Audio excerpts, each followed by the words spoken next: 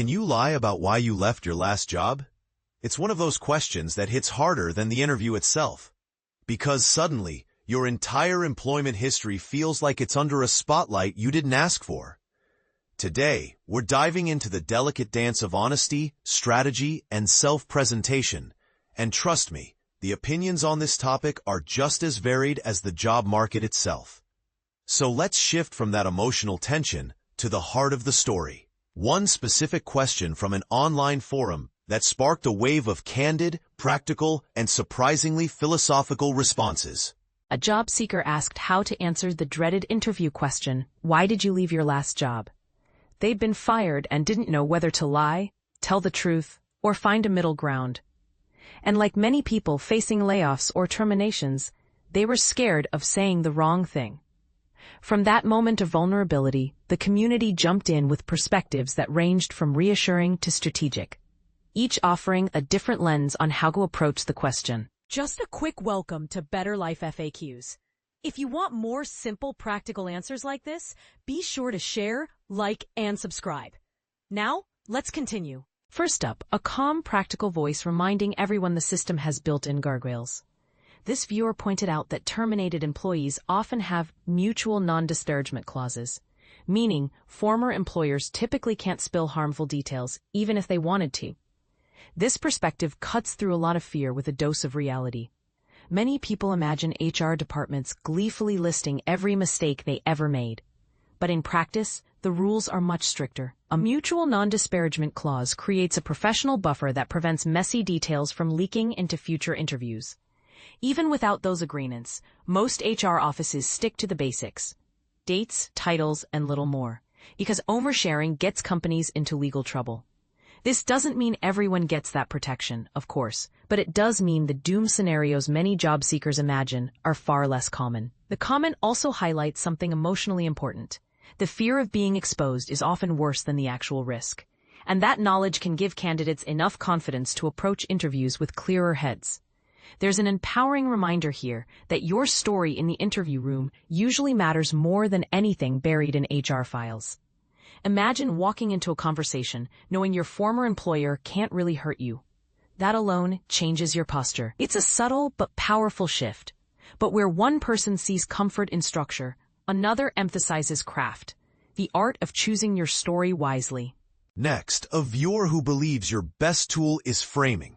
They argue you should always present the situation in the most flattering but reasonable light.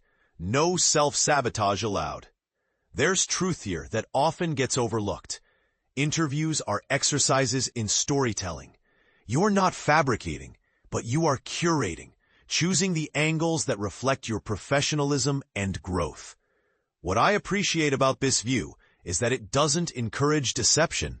It encourages intentionality.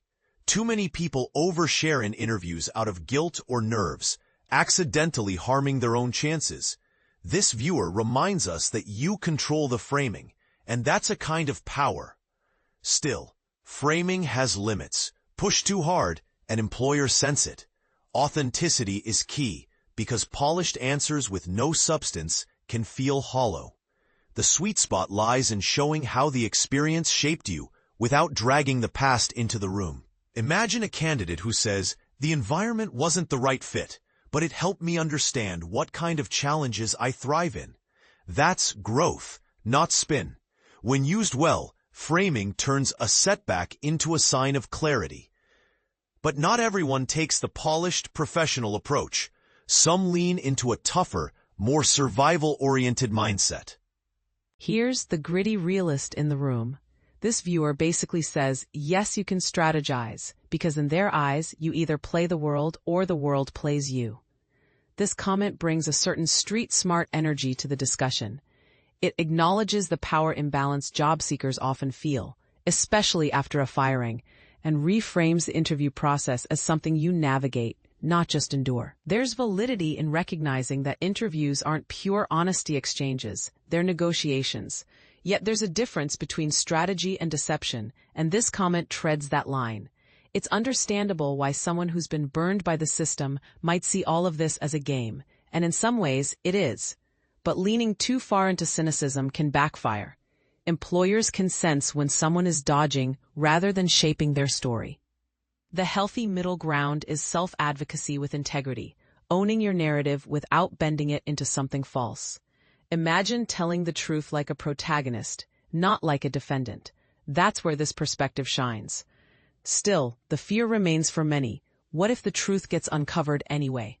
The next commenter echoes that anxiety loud and clear. They warn that even if you finesse your answer, the truth might come out during reference checks.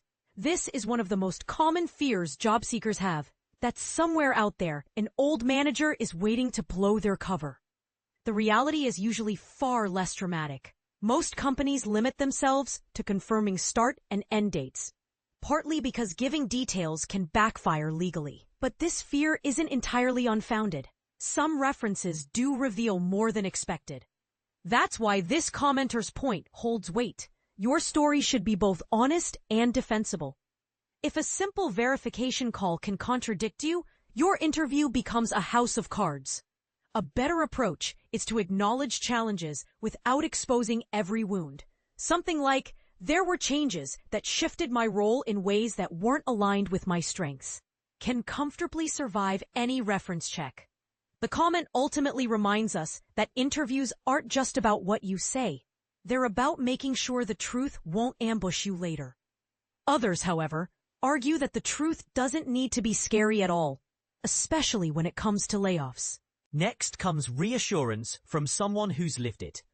They say layoffs are common, normal, and easy to explain, and that honesty paired with future-focused framing is the way to go. This comment brings a breath of fresh air. Layoffs have become such a frequent part of modern work that their stigma has dramatically weakened.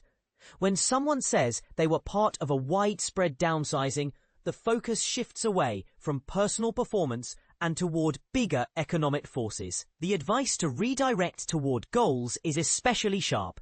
Interviewers want to understand your direction, not your trauma. And positioning the transition as a shift toward growth, opportunity, or alignment allows you to stay honest without digging into negative details.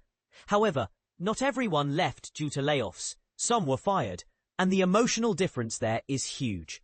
Still, the broader message stands. Your past doesn't define you unless you let it. Employers often care more about your trajectory than your departure story. Imagine answering with calm confidence, "I'm excited about the challenges ahead." That kind of clarity is magnetic. But where some lean into honesty, others warn against stretching the truth even slightly. Another viewer stresses the real risk of lying. They warn that if your story doesn't match what a former manager says, everything can fall apart. There's undeniable practicality in this viewpoint. Lying in an interview isn't just ethically shaky, it's dangerous. If your explanation doesn't align with what a reference shares, you risk losing an opportunity instantly, even though many companies keep reference calls brief. You never truly know how much information might slip through. This comment highlights the underlying issue. Fear often drives people to lie, but lies create more fear. A truthful but carefully crafted explanation avoids that entire downward spiral. Something as simple as, "There were performance expectations I couldn't meet, but I've learned from that and improved in these ways," is honest, humble, and hard to weaponize. That kind of answer turns vulnerability into credibility, and in the long run, being consistent across all sources makes you both trustworthy and resilient. Then the conversation shifts into more nuanced emotional territory, like burnout. Next, a viewer wrestling with whether burnout is a valid answer. They wonder if admitting burnout is a red flag or a sign of honest humanity. This question hits close to home for a lot of people. Burnout is widespread, yet many worry admitting it makes them look weak or unreliable. The truth is, it depends entirely on how you frame it. If someone says, "I burned out and couldn't handle it," that raises concerns. But if they say, "I experienced burnout, recognized it early, and took steps to build healthier habits," it shows self-awareness and growth. The corporate world is slowly shifting to acknowledge that people aren't machines. Recruiters increasingly value candidates who can identify and manage limits rather than pretending they don't have any. The key is showing what changed: boundaries, workload management, priorities. Burnout framed as a catalyst for growth becomes an asset. Burnout framed as fragility becomes a risk. So yes, honesty works, but only when paired with context. And for many, this framing turns an uncomfortable truth into a sign of strength. Then, as if offering a warm nod from the sidelines, another voice joins in. Sometimes the simplest comment says the most. One viewer just said, "Of course," a burst of enthusiastic agreement. It's brief, but it adds a layer of human warmth to the thread. Sometimes all someone needs is a tiny bit of encouragement to feel less alone in a stressful moment. This comment carries that energy, a simple cheer that says, "Yes, you can handle this." In conversations about being fired, even small gestures of solidarity can cut through the shame. It reminds us that honesty isn't something to fear, and job transitions aren't moral failures. Other people have been there. Other people survived it. This tiny note of support helps normalize the entire experience. It gently reinforces that your story doesn't have to be perfect, just authentic enough to carry you forward. And even when someone says little, their presence matters in the larger emotional landscape. But soon after that encouragement, the thread circles back to the normalization of layoffs with another first-hand account. Here's someone who lived through a massive layoff and didn't hide it. They explained they were one of 300 people let go and openly shared that fact in interviews. There's something powerful about transparency delivered calmly. When someone says they were part of a huge layoff, it removes personal blame and underscores how common economic shifts have become. Honesty becomes easier when the context is collective, not individual. This comment highlights how saying the straightforward truth can feel liberating instead of risky. For many job seekers, the stigma of layoffs still looms large in their minds. But in reality, employers hear these stories constantly. The comment encourages people to treat layoffs as normal career events, not stains on their resumes. Still, honesty is strongest when paired with purpose, explaining not just what happened, but what you hope to build next. And that blend of clarity and direction can be far more compelling than any carefully crafted spin. Finally, someone brings a bit of humor to the mix, proving even messy exits can be reframed. This last commenter proves honesty doesn't have to be dramatic. They joke that if you got fired for a fight, you can still phrase it professionally, something like, "We couldn't see eye to eye anymore." This example is funny, yes, but it's also surprisingly insightful. It shows how even chaotic or embarrassing departures can be boiled down to a simple, neutral explanation. Employers don't need blow-by-blow accounts. They want to know whether you've grown from the experience and whether it will happen again. This commenter emphasizes brevity. Say just enough to be honest, but not enough to derail the interview. Humor can make a hard truth feel lighter, and that's exactly what's happening here. But behind the joke is a deeper idea. You don't have to drag your past mistakes into every room you enter. You can acknowledge them without amplifying them. A short, neutral statement says, "Yes, something happened. Yes, I've moved on." And that maturity often matters more than the mistake itself. In that sense, this comment captures the emotional intelligence required to navigate tricky interview questions. With all these perspectives laid out, a clearer theme begins to emerge. Across all these viewpoints, one idea stands out. Honesty isn't the enemy, and neither is strategy. The key is finding the intersection where truth, dignity, and growth meet, and learning to speak from that place. So what can we take from all this? First, you don't need to lie about why you left your job. You just need to tell the truth in a way that reflects who you are now, not who you were in a difficult moment. Second, framing matters. It's not spin, it's communication. Third, most employers can't and won't dig into the messy details as much as you fear. And fourth, your story is yours to shape. No one else gets the final say. When you approach interviews with clarity, composure, and a forward-looking mindset, even a firing becomes just one chapter in a much bigger narrative. Your next opportunity depends far more on your direction than your detours. As we wind things down, let this settle in. A career isn't defined by a single exit, but by the intention you bring to each new beginning. Thanks for listening. And remember, your job journey is uniquely yours.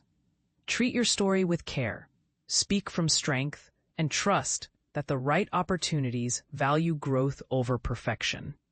See you in the next one.